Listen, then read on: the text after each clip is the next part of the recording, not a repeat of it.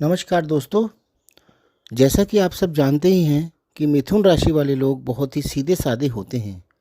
हर कार्य को बहुत ही सोच समझ कर करते हैं। ये लोग ज़्यादातर दो काम एक साथ करते हैं।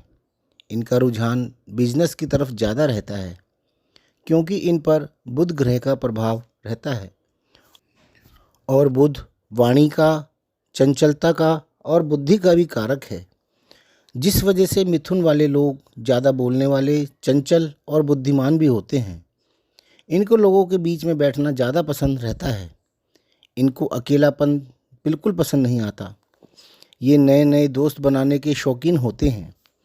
मिथुन राशि वालों ने कोरोना के आसपास का समय बहुत कष्ट में काटा है।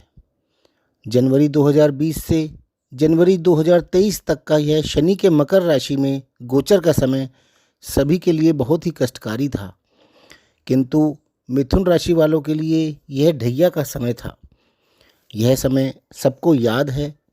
इस समय को कोई भी भूला नहीं है। कोरोना का नाम लेते ही सबकी आंखों के सामने वो भयानक व डरावना मंजर घूम जाता है जिसकी कभी किसी ने सपने में भी कल्पना नहीं की थी। इस समय में मिथुन राशि वालों ने भी क्या कुछ नहीं झेला था। काम धंधे की परेशानी तो थी ही, साथ ही सारे रिश्तेदार ऐसे हो गए थे जैसे कि उनसे कोई रिश्ता ही ना हो। रिश्तेदारों से ऐसी उम्मीद कभी किसी ने नहीं की थी।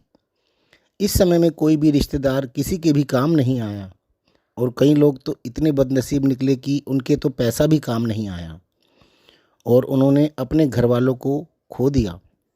किसी किसी का तो पूरा परिवार ही ख़त्म हो गया और उन्हें कंधा तक नसीब नहीं हुआ। इसलिए दोस्तों, हमें हमेशा अच्छे कर्म करते रहना चाहिए क्योंकि शनि की ढैया व साढ़े साती का समय हमें हमारे कर्मों का फल मिलने का समय होता है। अब यह समय जो कि शनि की ढैया का समय था वो तो जैसे तैसे कट गया। साथ ही 17 जनवरी 2023 को मिथुन राशि वालों की ढैया भी समाप्त हो गई थी। उसके बाद से आपकी अभी तक ना तो कोई ढैया चल रही है और ना ही कोई साढ़े साती चल रही है। 17 जनवरी 2023 से 29 मार्च 2025 तक शनि का गोचर कुंभ राशि में चल रहा था। यह समय भी आपके लिए ढैया व साढ़े साती से मुक्त था और 29 मार्च 2025 से शनि मीन राशि में गोचर कर रहे हैं जो कि आपकी राशि से 10वीं राशि है। यानी यह समय भी आपके लिए ढैया व साढ़े साती से मुक्त है। यहाँ पर शनि 3 जून 2027 तक रहने वाले हैं। मिथुन राशि को यदि हम लग्न बना लें या मिथुन लग्न वालों की बात करें तो शनि आपके दशम भाव में गोचर कर रहे हैं। यानी कि मिथुन राशि से 10वीं राशि में गोचर कर रहे हैं। काल पुरुष की कुंडली में दशम व एकादश भाव के स्वामी स्वयं शनि हैं। यानी शनि अपने भाव में गोचर कर रहे हैं। दशम भाव सरकार व सरकारी कार्यों का है और शनि स्वयं सरकार के कारक हैं।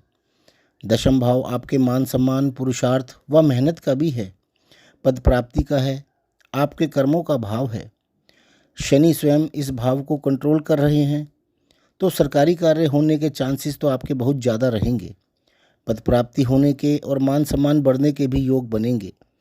प्रमोशन होने के भी बहुत अधिक चांसेस रहेंगे। शनि यहाँ से 3 भावों को भी दृष्ट करेंगे जिनका फल भी शनि इस समय में आपको अवश्य प्रदान करेंगे। एक तो द्वादश भाव, दूसरा चतुर्थ भाव और तीसरा सप्तम भाव। यानी इस समय में आपके विदेश यात्रा के योग बनेंगे। मकान, वाहन व अन्य प्रॉपर्टी खरीदने के भी आपके योग बनेंगे। अपने सुख साधनों पर भी आप खर्चा करेंगे। विवाह के तथा पद प्राप्ति के भी योग बनेंगे। 3 जून 2027 को शनि आपके दशम भाव से एकादश भाव में गोचर कर जाएंगे। इसका स्वामित्व भी काल पुरुष की कुंडली में शनि के पास ही है। यहाँ पर मेष राशि है। यानी शनि मिथुन राशि से 11वीं राशि में गोचर करेंगे और यहाँ पर शनि 9 अगस्त 2029 तक रहने वाले हैं और यह समय भी आपका ढैया व साढ़े साती से मुक्त है। यानी आपका यह समय भी बहुत ही अच्छा व्यतीत होने वाला है। किंतु 9 अगस्त 2029 को शनि वृष राशि में प्रवेश करेंगे जो कि आपकी राशि से 12वीं राशि है। यानी ये समय आपकी साढ़े साती शुरू होने का समय है। इस समय से करीब 7.5 साल तक यानी शनि के 3 गोचर वृष, मिथुन व कर्क आपकी साढ़े साती का समय रहेगा। 9 अगस्त 2029 से 31 मई 2032 तक शनि वृष राशि में आपकी राशि से 12वें भाव में रहेंगे। इसे साढ़े साती का प्रथम चरण कहते हैं। 31 मई 2032 से 13 जुलाई 2034 तक शनि मिथुन राशि में रहेंगे, जिसे हम साढ़े साती का दूसरा चरण कहते हैं। इसे हम साढ़े साती का पीक टाइम भी बोलते हैं, क्योंकि शनि आपके लग्न या चंद्रमा के ऊपर ही गोचर कर रहे होते हैं। 13 जुलाई 2034 से 27 अगस्त 2036 तक शनि कर्क राशि में आपकी राशि से दूसरी राशि में आ जाएंगे। इसे साढ़े साती का तीसरा चरण यानी उत्तरायण भी कहते हैं। यह चरण पहले 2 चरणों से कुछ हल्का असर दिखाता है और 27 अगस्त 2036 को शनि सिंह राशि में प्रवेश कर जाएंगे और आपकी साढ़े साती खत्म हो जाएगी। अब इन 3 चरणों को थोड़ा अच्छे से समझते हैं। यहाँ पर हम मिथुन राशि व मिथुन लगन दोनों को ही समझ सकते हैं। राशि से या लगन से 12वां भाव यानी खर्चा या विदेश का है, अकेलेपन का है, अर्थात आपको काम के सिलसिले में घर से कहीं दूर जाना पड़ सकता है। यह खर्चे व हॉस्पिटल का भाव भी है, तो आप इस समय में अपनी किसी पुरानी चली आ रही बीमारी से मुक्ति पाने के लिए हॉस्पिटल में एडमिट भी हो सकते हैं और अपना इलाज करवाकर उस बीमारी से मुक्ति भी पा सकते हैं। अब आप इसे दुख समझेंगे या सुख समझेंगे, यह आप पर निर्भर करता है।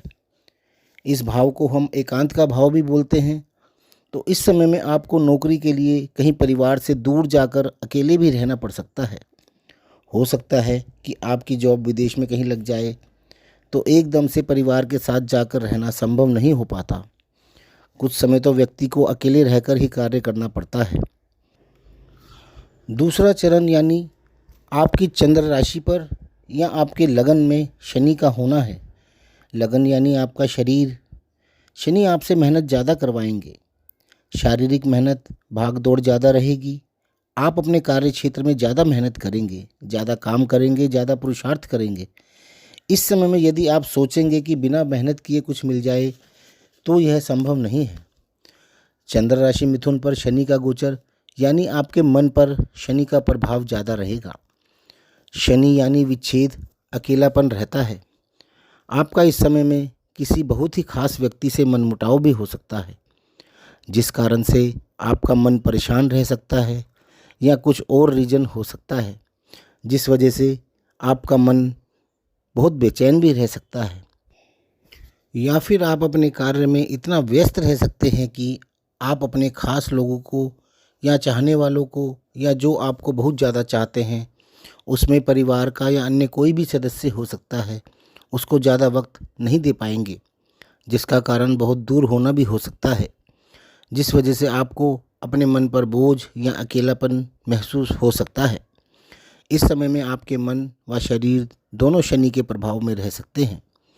तीसरा चरण चंद्र राशि या लगन से दूसरे भाव में शनि का होना होता है। इस समय में शनि का प्रभाव कम होने लगता है।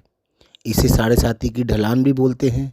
यह गोचर आपके द्वितीय भाव में होगा, जिसे हम धन, परिवार व वाणी का भाव बोलते हैं। इस समय में आपके कुटुंब के सदस्य आपसे थोड़े कटे कटे रह सकते हैं। आपके लिए कुछ कटु वचन भी बोल सकते हैं। शनि आपकी वाणी पर गोचर करेंगे तो जाहिर है कि आपकी वाणी कड़वाहट भरी हो सकती है, और कड़वी वाणी वो काम करती है जो हथियार भी नहीं कर पाते। तो कोशिश करके इस समय में आप अपनी वाणी पर ज़्यादा कंट्रोल करें, ताकि आपके परिवार के साथ आपके संबंध बहुत ज़्यादा खराब ना हो। बाकी समय तो अपना खेल खेलकर ही रहता है, किंतु आप इस समय में भगवान का नाम अवश्य लेते रहें और अपने कर्म अच्छे रखने का प्रयास करते रहें। शनि का काम इंसाफ करना होता है। यदि आपके कर्म पहले से ही अच्छे रहे होंगे तो आपका यह साढ़े साती का समय बहुत ही अच्छा जाएगा। यदि आपके कर्म अच्छे नहीं रहे होंगे तो यह समय आपके लिए थोड़ा कठिनाई भरा रह सकता है। इसलिए आप हमेशा यह प्रयास करिए कि आपके हाथ से किसी के लिए गलत ना हो, नाइंसाफ़ी ना हो। आप किसी का हक बिल्कुल ना मारें, क्योंकि अभी तो आप खुश हो जाएंगे, लेकिन उसके बदले आप कितना कुछ खोएंगे आप इसका अंदाज़ा भी नहीं लगा सकते। शनि का इंसाफ बहुत ही ज़्यादा सटीक होता है, इसलिए अच्छा सोचें और अच्छा करें। तो दोस्तों, आपको यदि मेरा यह वीडियो पसंद आए तो इसे लाइक ज़रूर करें और हमें कमेंट करके भी ज़रूर बताएं।